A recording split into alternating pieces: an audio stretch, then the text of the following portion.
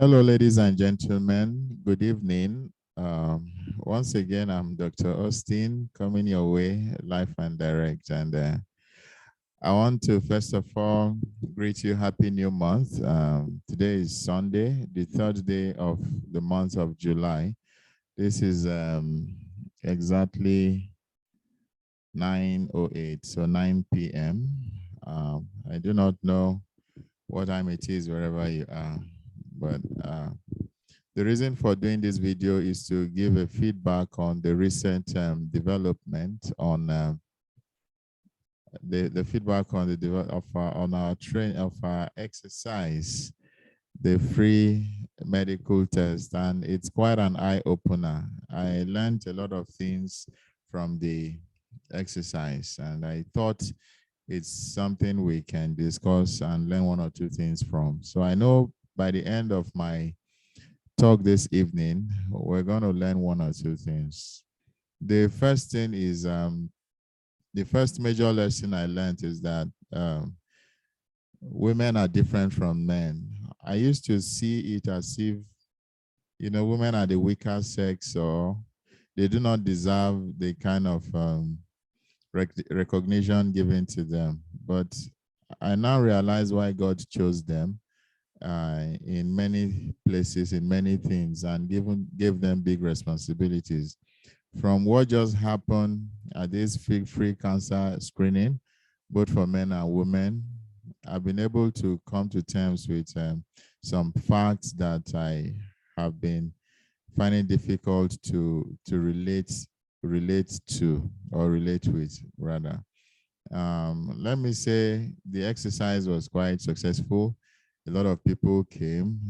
The very first day, most men came, women came, of course, and I would say it was quite successful, but not as successful as we had thought because some women still exhibited some features of men that we actually did not approve of. For instance, the men largely did not come the second day.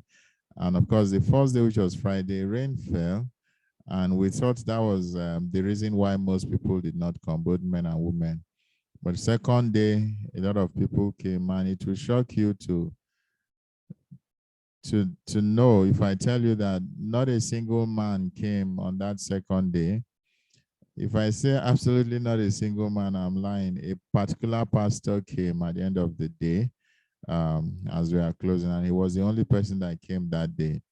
Before then, I'd received a lot of calls from men telling me they were going to come. They were going to come. In fact, they're interested in the test and all that. It's also some women, but the reality on ground is we didn't see them come. So I was a little bit confused about what could be responsible for the reason because the outlook was very, very bright. People were so excited and really loved the program and they showed interest. But in the long run, a lot of them did not show up. So much later in the day, an expert in the area who had had series of experiences in the area of screening because she's a breast cancer survivor. We have actually partnered in similar activities in the past. So she called to ask how the turnout was, and I explained to her. She said I shouldn't be surprised that people generally are afraid of the test. They don't want to come for the test and hear something that is not nice to the hearing. So it's a situation like people get set about leaving their houses to come for the test. Then they're like, "Ah, what if this thing turns positive?" And that's the beginning of some another stories of my life. So basically, I got an impression of the true fact. So I want to use this opportunity to praise all women who are out there. I want to praise you. I want to thank you for who you are.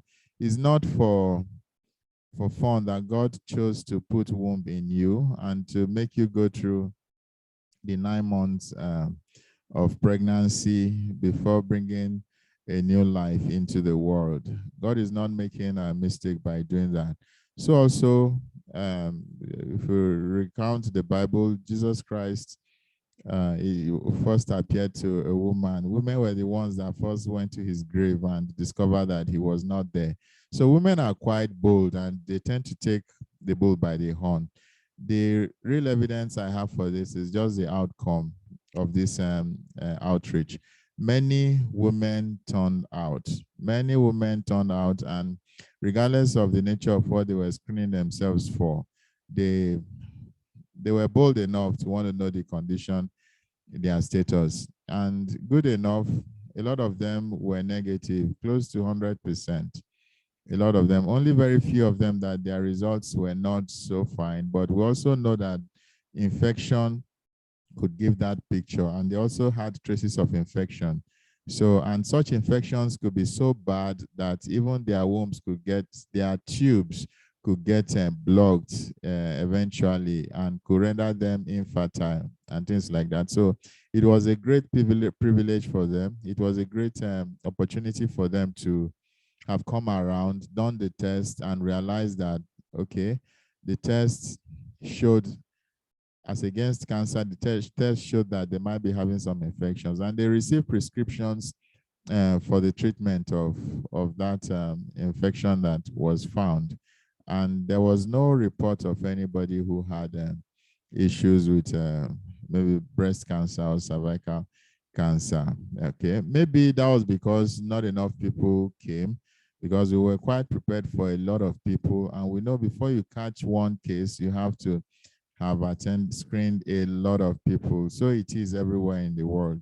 Maybe to get one, you may have to go through 100, 200 to get two, and that is the statistics. So wherever you don't get enough people presenting themselves for the test, it turns out that you may not catch what you intend to catch, and the program may not be as productive as is expected to be.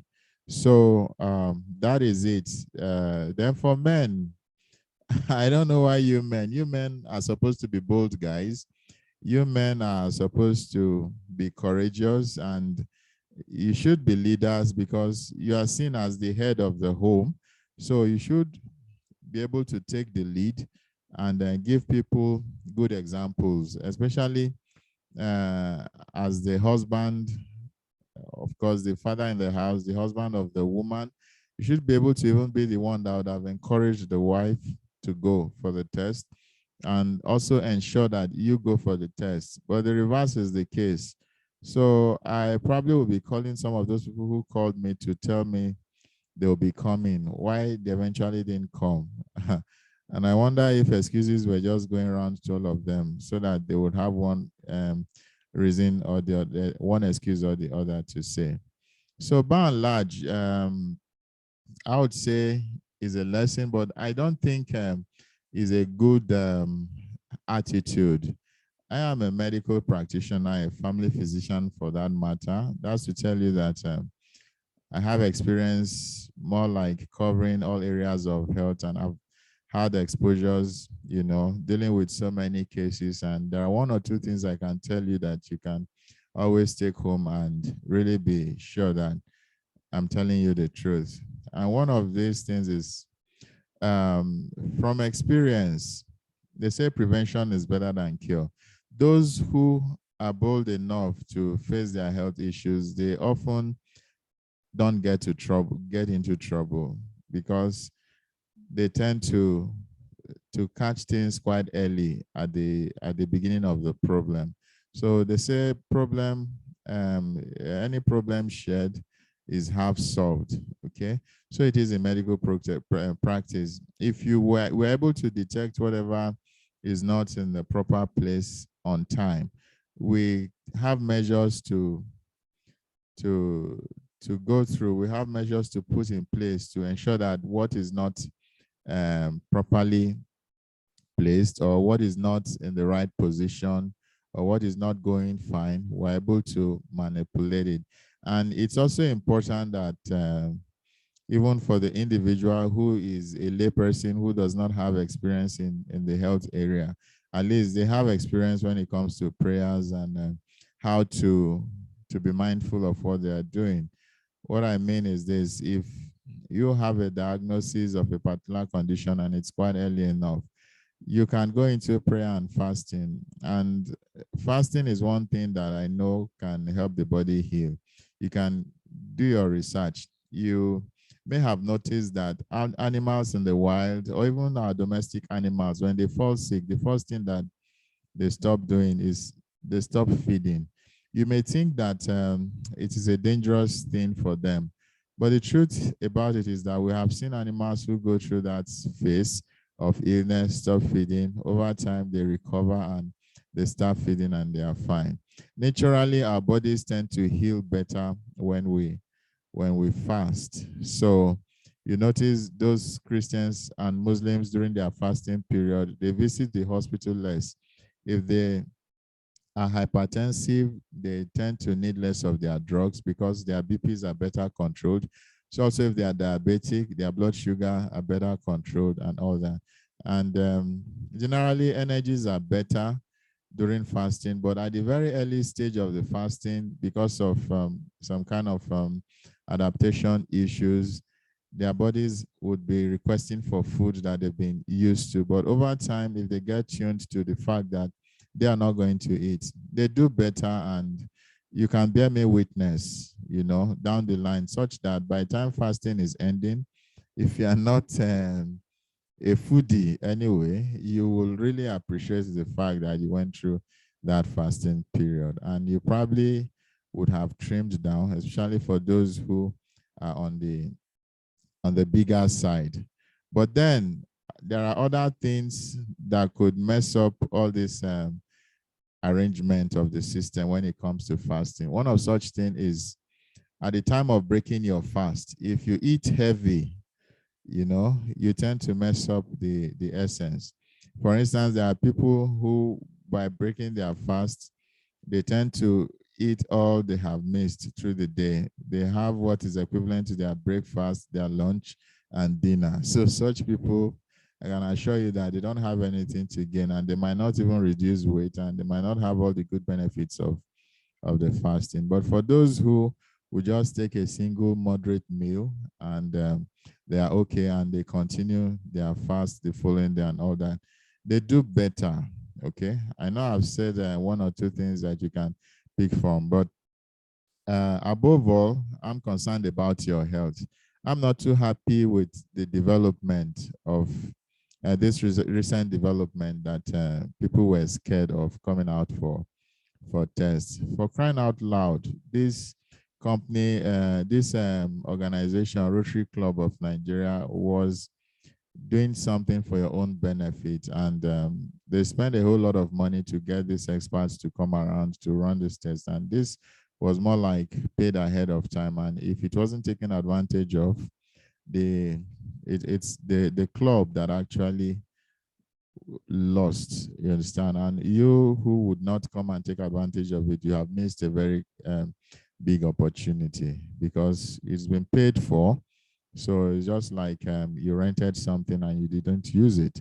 So the money goes. So by and large, I wouldn't know how to address this.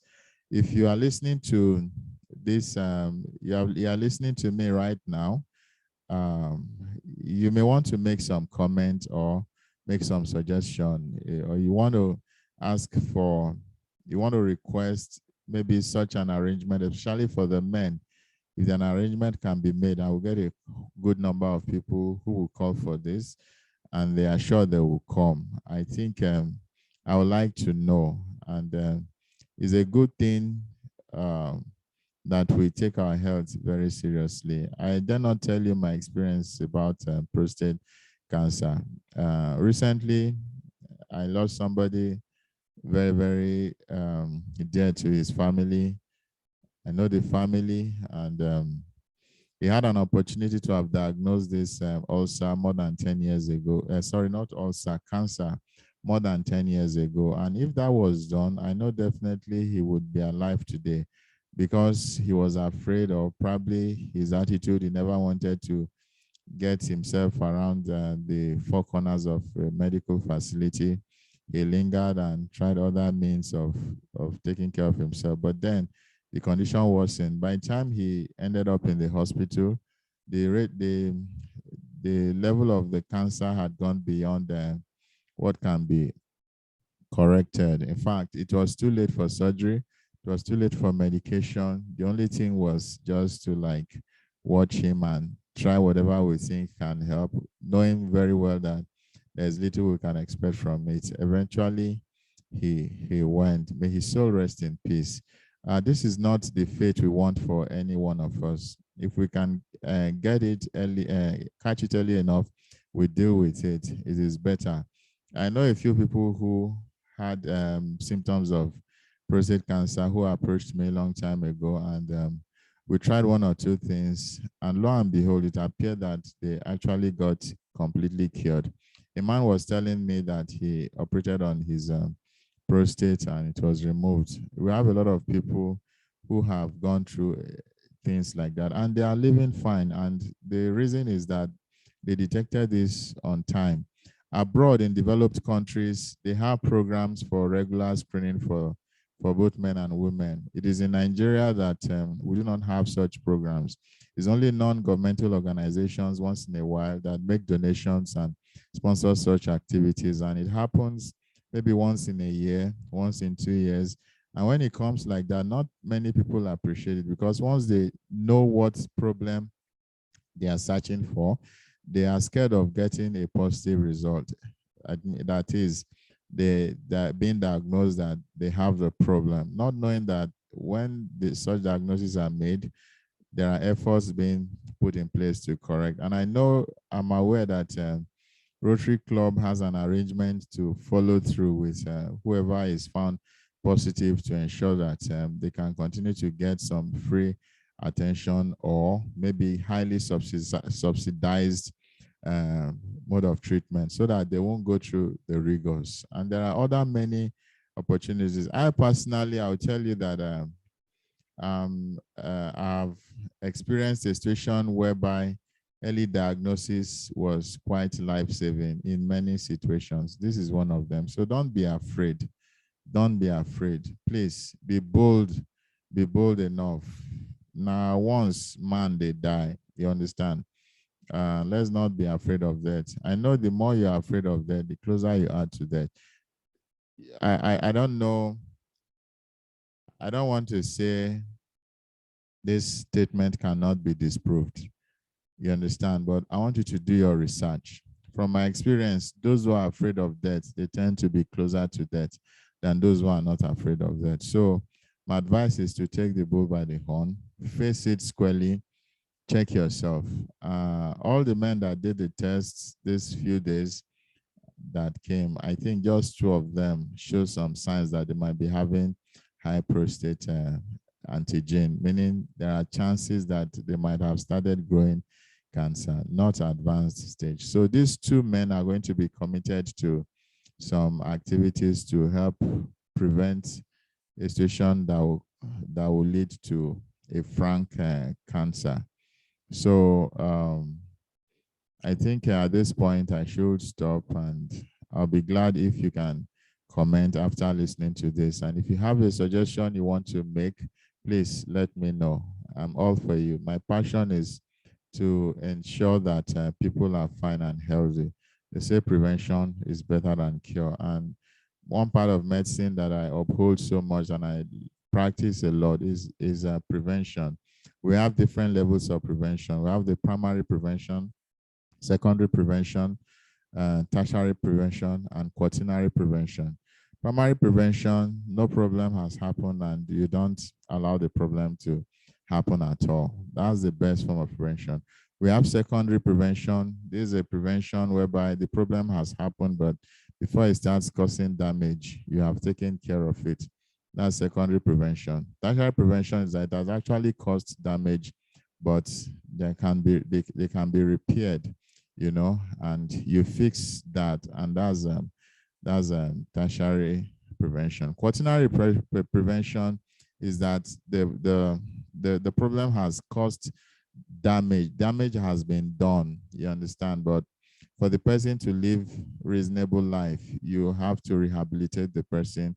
One of such examples of quaternary prevention is somebody who loses his foot in an accident. Of course, you can't get the foot back, but then there are things that can be done like prosthesis, getting a different job if he cannot continue his present job and all that. That's quaternary level of prevention. So, ladies and gentlemen, I am happy uh, to be communicating this to you, and I want to believe you are really much with me, listening to me. So, whatever you think, please let me know in your comment. Get back to me. Whatever you want, let me know. If there's anything you thought or you think was not done right, maybe the time was the reason. If some of you listening to me happen not to be part of the program, please, I would like to hear the reason. Make your comments on the section where you can do that. So let us know what is going, okay? And I would also like you to subscribe to this channel because sometimes when we do videos like this, we go through a lot trying to send them to you. But when you subscribe to the channel, subscription is free. You subscribe, there's a red button that shows subscribe. You click that button, then there is a bell beside it. You click it. So that means that whenever any video is made, definitely you are going to receive it. It does not cost you anything. So I'll be glad if we can really work together. There are many other activities that will be coming up, and I'll be doing some important presentation. In fact, there's going to be a topic on prostate that I'll be discussing on prostate cancer, prostate enlargement, and a lot of other things. And there are other topics on women issues that I'll also be discussing, cases like pregnancy, infection, a lot of stuff that we really don't understand, and they are part of our daily experiences. We like I said, knowledge is power. Prevention is very important. When you have knowledge of all these things and you know what to do and what not to do, you'll be able to make the right decision. So till I come your way, I want you to stay blessed, stay safe, and we are in the period of politics where elections are coming soon. I will encourage that we get our voters card and let us vote wisely. We have one opportunity again to fix our country. May God bless us and bless our country, Nigeria. Do have a wonderful day. Thank you. Bye.